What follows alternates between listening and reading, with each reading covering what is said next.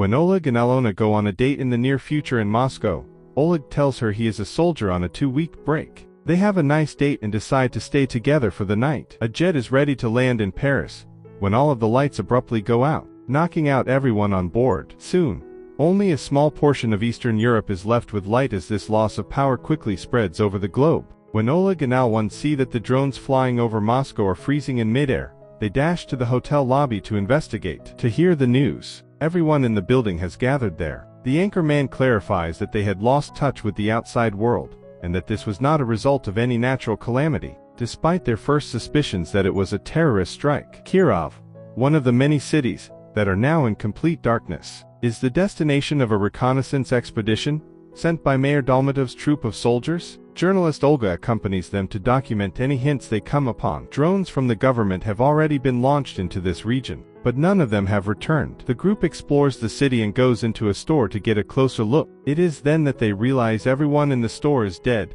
including the fish in the bowl. Since there are no signs of an attack, they can't help but wonder how everyone died. It seems like it happened suddenly and out of the blue. Subsequently, they start exploring various apartments, discovering everything in its proper location as though nothing had occurred. Once more, everything appears to have happened instantaneously, as though the people had simply disappeared. Abruptly, an enigmatic being attacks one of the troops. The other members of the team rush to his aid, but the creature quickly grabs the soldier's weapon and flees through the window. The group fires right away, but the creature flees and doesn't appear to be hurt by the bullets. When they bring the injured soldier to their aircraft, they ask him if he saw his assailant's face, but he can't see anything because of the darkness and the struggle. A month later, the government is trying to calm down the remaining Russian populace, as more than 100 million people are deemed dead. Nonetheless, religious organizations are congregating because they believe the end of the world is near. In the meantime, Yura is one of the several civilians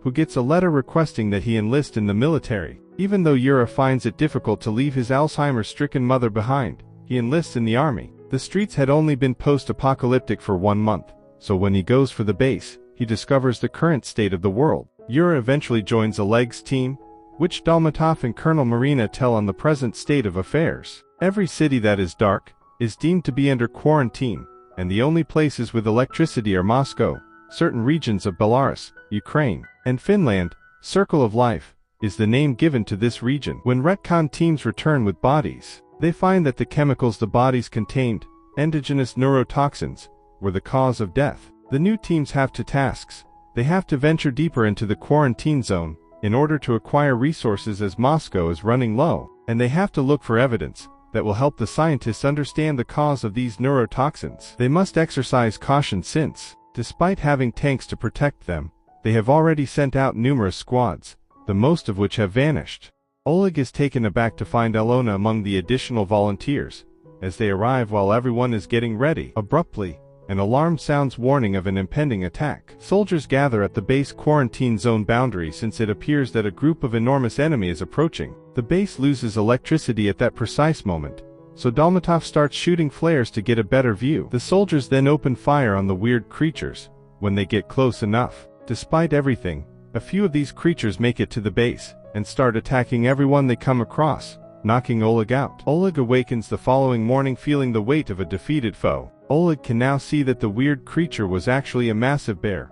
Once Yura realizes he's still alive and asks for assistance transporting the body. In actuality, there are numerous bear corpses on the other side of the border, and no one knows why they acted in that manner. Olga is also present, documenting everything for the media. When Oleg is brought to the hospital, he is shocked to discover that Alona is a physician. She tends to his wounds and gives him comforting kisses while he is in pain. Dolmatov and Marina talk about the Censors, a group of people who are said to have obtained abilities following the blackout. According to Marina, Censors aren't like superheroes, rather, they can truly receive data in their heads, much like radios do. They haven't been able to interpret the data, or figure out how this occurred, though. Sasha, who is being held in a military hospital, has the strongest sensor. He has been having nightmares about an enigmatic bald man ever since the blackout. Xenia, who claims to have been sent by someone by the name of Id, is paying him a visit today. He says that all electronics were destroyed in the first wave, that all biological beings began to self-destruct in the second wave,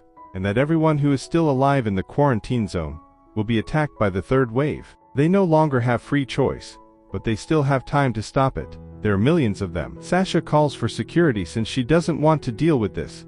But the soldiers are unable to see Xenia, and inform the doctor that Sasha is having hallucinations. The remaining soldiers prepare for the assignment. When Olga and Yura finally travel together, she asks him some questions for the camera. Yura acknowledges that he is content with the current state of affairs, since it has given his life purpose, and is preferable to operating a taxi. Upon reaching the quarantine area, they find the tanks completely demolished on the ground, and a gap slicing through the structures, suggesting that the third wave has already started. The footage of this devastation sends the city's remaining residents into a state of terror, leading to rioting and an upsurge in crime. People believe their leaders are concealing something, even though the government claims they're working on it. To cover greater terrain, the soldiers are split up into groups. Group 7 consists of Yura and Olga, and as they go through the woods, a flirtatious tension develops between them. Oleg joins Team 4 as they investigate a rural town.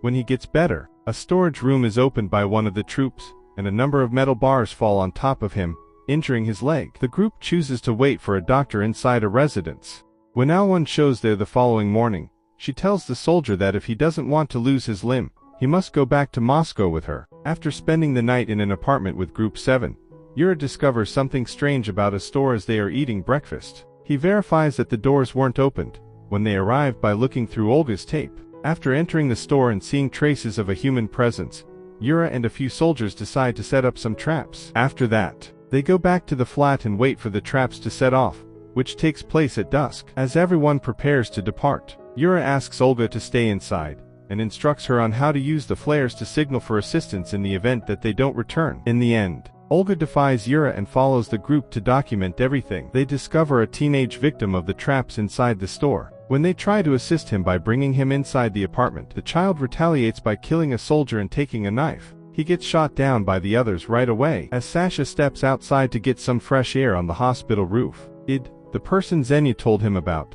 startles him out of nowhere. Xenia was simply a mental link, but it is truly present and wants Sasha's assistance to prove him that he is not human and that he is aware of what is happening. When Marina appears, a group of soldiers are pointing their firearms at it. Suddenly, though, they are all pointing their weapons toward Marina. It tells her not to try anything since he utilized his mental talents to make the soldiers perceive her as id and him as Marina. In addition, he assures Marina that he is on her side, and that millions more like him are on their way to annihilate humanity. It responds that humans would see him as a god when Marina wonders what he is. It is brought to Marina's office so she can question him. It reveals that he made a mistake and that this part of Europe was shielded from radiation since the moon was covering it at the time. He was meant to begin the irradiation procedure when the moon was over the waters. That's how the circle of life came to be. And all the people inside the quarantine area are just mindless drones that are about to launch an attack. The reason the id race wants Earth is that they are going extinct and need a new place to reside with the sun. Then he discloses that there was a wave 0,000s of years ago,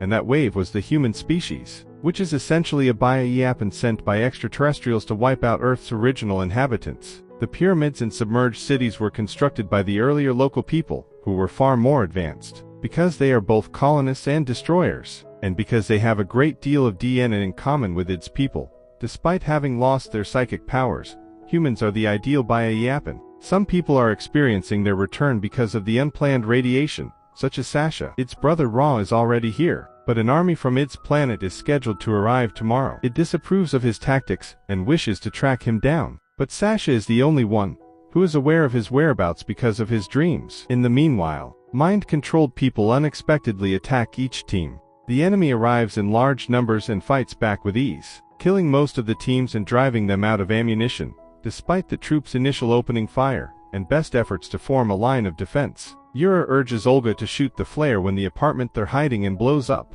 but not enough resources are available to support all the teams that are acting in the same way. The few members of Group 7 that are still alive will currently wait on a building's roof to be out of the assailants' reach. A message alerting Marina about the attack cuts off their talk, and it remarks they're wasting time. Xenia, Sasha, and the two of them take out for the base, where it tells them he's eternal as long as no one chooses to kill him. As they arrive at the base, it throws Sasha into a trance, enabling him to depict the location of Ra, a Kirov tower. It wants to use the last few tropes right away, but Dalmatov isn't sure if he should trust him after seeing it. A soldier then declares that Moscow is also under attack, and Marina persuades Dalmatov that it is their only chance. Going back to Group 7, They make the decision to descend the structure in order to find the teams that failed to send out any flares. Yura kisses Olga to calm her down, and slowly lowers her because Olga is too scared to try. A few civilians are discovered by them as they move through the streets, and they kill them before even speaking to them. Olga is concerned about this because they appeared to be okay,